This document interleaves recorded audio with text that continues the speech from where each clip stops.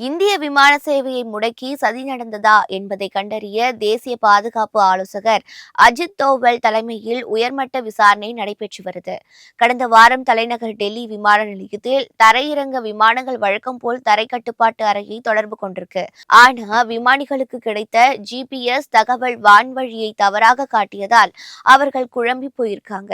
விமானத்தின் நிலை, நிலப்பரப்பு குறித்த எச்சரிக்கை தகவல்கள் வழக்கத்திற்கு மாறாக இருந்திருக்கு. குறிப்பாக டெல்லியிலிருந்து 60 நாட்டிகள் மைல் தொலைவு வரை வான்வழியை குழப்பமாக மாற்றி காட்டும் GPS தகவல்களே கிடைத்ததாக விமானிகள் புகார் அளிச்சிருக்காங்க.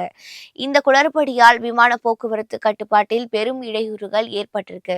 இதனால விமான பயணியர் பெரிய அளவில் பாதிக்கப்பட்டிருக்காங்க. இது தொடர்பாக விசாரணை நடத்த தேசிய பாதுகாப்பு ஆலோசகர் அஜித் தோவல் தலைமையில் உயர்மட்ட விசாரணை குழு அமைக்கப்பட்டு இருக்கு. தொழில்நுட்ப கோளாறு காரணமாக இது நிகழ்ந்ததா, சைபர் தாக்குதலா அல்லது நம் விமான போக்குவரத்து கட்டுப்பாடுகளை ஹைஜாக் செய்வதற்கான சதியா என பல்வேறு கோணங்கள்ல விசாரணை நடைபெற்று வருது. போலியான செயற்கைக்கோள் சிக்னல்களை உருவாக்கி விமான நேவிகேஷன் முறைகளை திசை திருப்பும் நவீன சைபர் தாக்குதலா இருக்கலாம் என்ற சந்தேகமும் எழுந்திருக்கு. விசாரணைக்காக தேசிய சைபர் பாதுகாப்பு ஒருங்கிணைப்பின் உதவியும் கேட்கப்பட்டிருக்கு.